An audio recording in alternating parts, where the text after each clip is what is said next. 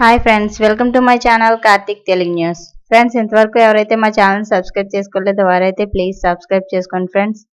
అలా అయితేనే మేము పెట్టే ప్రతి వీడియో కూడా మీకు నోటిఫికేషన్ రూపంలో వస్తుంది. అలాగే మీకు వీలైతే మా ఛానల్కి ఒక లైక్ అయితే చేయండి.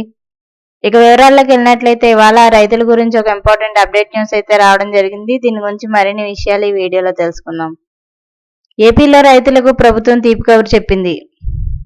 ధాన్యం రైతుల బకాయిలను చెల్లింపుపై ఏపీ మార్క్ఫెడ్ ఎండీ ఢిల్లీరావు కీలక ప్రకటన చేశారు. ఖరీఫ్ 2024-25 పంట కాలానికి త్వరలో డబ్బులు చెల్లించనున్నట్లు తెలిపారు. అలాగే రాష్ట్ర ప్రభుత్వం ఎన్సీడీసీ నుంచి 1000 కోట్ల రూపాయల రుణం తీసుకునేందుకు ఈ నెల 4న అనుమతించిందన్నారు.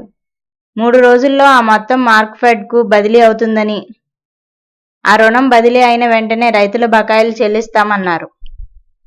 అలాగే రైతులకు ఎలాంటి ఆందోళన అవసరం లేదన్నారు. మరోవైపు పంచాయతీరాజ్ గ్రామీణాభివృద్ధి శాఖ ఒక ముఖ్యమైన నిర్ణయం తీసుకుంది. పేద రైతుల పొలాల్లో ఉపాధి నిధులతో 1,00,000 ఎకరాల్లో ఉద్యానవన పంటలు వేయాలని లక్ష్యంగా పెట్టుకుంది. రాష్ట్ర వ్యాప్తంగా ఇవాళ 25,000 ఎకరాల్లో పండ్ల మొక్కలు నాటాలని కలెక్టర్లకు ఆదేశాలు జారీ చేశారు. ఈ కార్యక్రమాన్ని ఒక ఉద్యమంలా చేపట్టాలని, అందరూ భాగస్వాములు కావాలని కోరారు.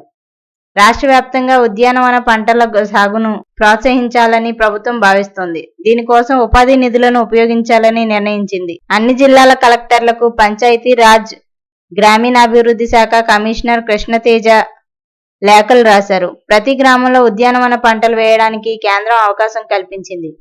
అలాగే ఉపాధి హామీ పథకం ద్వారా గ్రామ పంచాయతీలో 20% భూమిని ఉపయోగించవచ్చు. 0.25 ఎకరాల నుంచి 5 ఎకరాల భూమి ఉన్న జాబ్ కార్డుదారులకు ఈ పథకం వర్తిస్తుంది. అలాగే రైతులు వేసే మొక్కల రకాన్ని బట్టి డబ్బులు ఇస్తారు.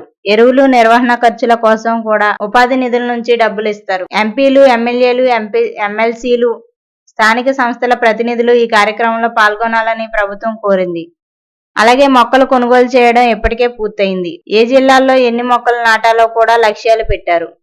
ఈ మేరకు సీజన్ ప్రకారం ఉద్యానవన పంటలు వేసుకోవాలని అధికారులు సూచించారు. సో ఫ్రెండ్స్, ఇది update news. Thank you friends. Thanks for watching this video. Please subscribe.